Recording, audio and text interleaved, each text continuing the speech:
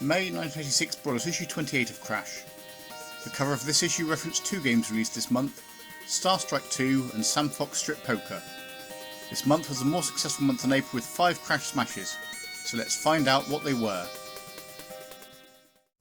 In 10th place with 85% is Max Headroom from Quicksilver. In this game, Max Headroom has been kidnapped and you have to find and rescue him from a 211-storey building. Crash reviewers were somewhat mixed. One thought that the plot was great, the graphics were great, and the game was fantastic. This reviewer described it as one of their favourite games of the year, despite each floor of the building being somewhat similar. Another reviewer liked it but found it hard to get into, and the third was somewhat confused and found the repetitiveness of the floors to be somewhat boring. It's a game with an overall original feel to it, although the isometric perspective and the use of icons to select actions puts me somewhat in mind of Movie from issue 24. I quite like the sub-games you occasionally have to solve. They make a good change from the 3D exploration aspects. Overall it's an okay game, not one that's really fun enough to want to play much, but at least thankfully doesn't feature the Max Headroom character. In 9th place this month is Supercom from Atlantis. This game was given 2 ratings as it was so divisive. For the purpose of this month's top 10 I'm taking the higher of the two, which is 86%, although the game was also given a score of 21%. This game is a hacking simulation with you having to dial your way through various companies' computer systems in order to stop an insane criminal megalomaniac. Crash reviewers were so divided that the score was given depending on whether or not you liked this style of hacking game. One reviewer described it as just a guess the number game, and suggested that even though the game was only £1.99, you would get more value for money out of buying an actual modem. But another reviewer found it fun, challenging and addictive. They felt it gave a convincing representation of actual computer systems, with realistic sound effects, although did note a number of spelling mistakes. Although I enjoyed Hacker from issue 23, this game doesn't get anywhere close. With the most basic presentation and no graphics to speak of, it is little more than a guess the number puzzle. Even if you enjoy hacking, I can't say that this would be especially compelling, and I'm more inclined to agree with the lower score. There were 2 games in 7th place with 88%. The first is Turbo Esprit from Darrell.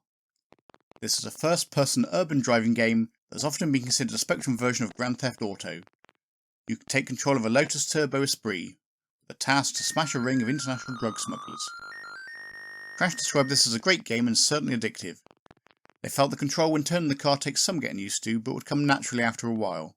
They found the game fun, even just driving around picking up penalty points. All in all, they summarised it as another well-polished piece of software from Darrell, a superb game for shooting up and car freaks, and reasonably priced. Despite knowing of this game through its reputation, I had not played it until now. Whilst the movement speed and layout of the city are impressive enough for the Spectrum, there's not really enough to it by today's standards. One street looks similar to another, and it's difficult to get the hang of turning your car. Maybe it's good for a few minutes play driving around and shooting, but I'm just not finding there's enough there to keep it interesting. Also in 7th place with 88%, an arcade conversion from Imagine. This is Green Beret. This is a horizontally scrolling action game, you taking the role of a soldier armed with just a knife and having to ward off enemies as you penetrate enemy lines. Crash described this as another excellent conversion from Imagine, with all the features of the arcade game. They found the graphics impressive, with some neat scenery scrolling as you go over bridges and past rocket launchers. Although slightly disappointed by the sound, they thought it playable and challenging. However, despite this, they didn't feel it quite worthy of a Crash smash. In terms of polish and presentation, this game is very good. The art style throughout has been done very well, and they've used colour carefully to make the game colourful whilst minimising clash. It's certainly a tough game, but one that's instantly playable. It's just a lot of fun, and I'm surprised it didn't get a Crash smash. In 6th place with 89% is Attack of the Killer Tomatoes from Global Software. This is another isometric 3D arcade adventure, this time based on a film described as the world's worst vegetable movie. You play a character called Wimp Plasbot with a mission to rid your tomato puree plant of killer tomatoes. Crash found this game to have a number of similarities to Night Law, but it's more of a fun game. Despite the bad name, they felt that it had a special quality that would keep you playing for ages. The large characters were all jolly and nicely animated, but they felt the game lacked on the sound front. On the whole, it's better than the movie, and a game that's definitely worth a good look at. Despite owning this issue of Crash when it came out, I don't remember this game at all. It's a good, solid 3D isometric arcade adventure somewhat similar to Sweevo's World. My only real criticism of this game is that it uses the rotate and move forward control method, rather than each key being for direction. This tends to make your character more cumbersome to control. But this game avoids the slowing down that plagued a lot of the early isometric 3D games, and the game is a good bit of fun. The way in which the clock speeds up when you hit an antagonist rather than losing lives is a good approach. All in all, it's just a really fun game in this genre. There were 5 Crash smashes this month with 2 in 4th place. The first, with 90%, was the latest from Ultimate, Cyberrun. This is a 2D scrolling space shooter game in which you have to collect things to improve your spaceship whilst avoiding or shooting alien antagonists. Crash described this as an unexpected direction from Ultimate. Rather than producing another isometric 3D title, they had returned to the style of Jetpack and Lunar Jetman. They found the playing area huge and the graphical effects excellent. They found the game playable and going around shooting the nasties to be fun. The game has overtones of arcade adventure, which Crash felt just add to the addictive quality. Despite some colour clash, they summarised this as a classic shoot 'em up which all fans of Lunar Jetman should enjoy. This is a smoothly animated game, an interesting departure from the 3D games that Ultimate had released more recently, and one that feels like a return to the style that Ultimate were known for in their early days. Like Jetpack and Lunar Jetman, it's fairly unforgiving. Hit an antagonist and your ship instantly blows up. But collecting new parts for your craft is quite fun. This and Green Beret are similar in that they are both very easy to grasp, but require effort to hone the skill and timing to really master them. Another game in 4th place, again with 90% and a crash smash, is Ping Pong from Imagine. This is a simulation of the sport of ping pong, based on the Konami arcade machine of the same name. When they loaded the game, one Crash reviewer thought a C64 was attached, mainly because of the sheer quality of the sound and effects. They found the game compelling and original, although felt it may have been even better if the movement of the player had been included. On the whole, they felt that Imagine had done it again with a game that was attractive, addictive and very playable. This is a game I played back in the day, and sits well alongside games such as Map Point in being the definitive versions of sports simulations for the Spectrum. This is undoubtedly the definitive ping pong variant. In some ways simpler than Match Point from issue 8, or Jonah Barrington's Squash from issue 17, as you only have to control your bat and not the position of your player. It's easy to get into and relatively easy to get a rally game with your opponent, but requires good control and timing to really master. It's a fantastically well presented and addictive game that's just a whole lot of fun. There are 2 games in joint second place with 93% and a crash smash. The first, from Gremlin Graphics, is The Way of the Tiger. This is another beat 'em up, this one allowing hand-to-hand combat, pole fighting or fighting with swords. Crash were very impressed with this game, describing it as the best beat 'em up game to date. They couldn't really fault Way of the Tiger. The characters were all well drawn with excellently animated moves, and the backgrounds were masterpieces. The only criticism was that the 3 stages had to be loaded in separately.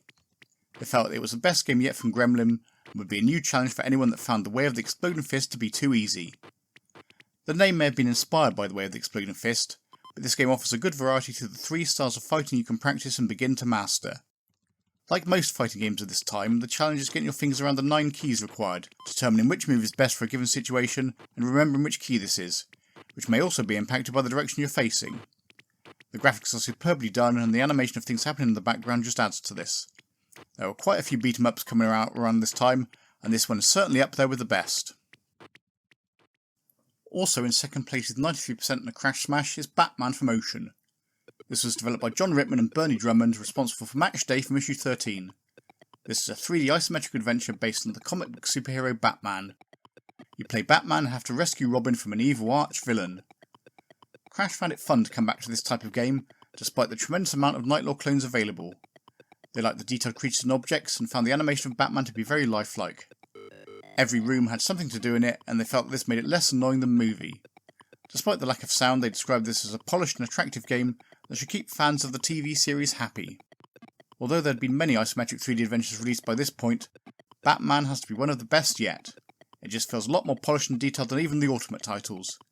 The graphics are superb, and even when there's a lot going on in a room, the game doesn't slow down at all.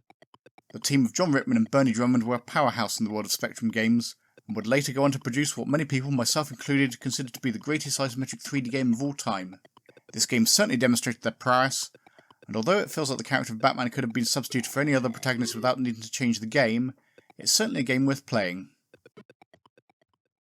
Finally, in first place with 96% on a crash smash is Star Strike 2 from Real Time Games.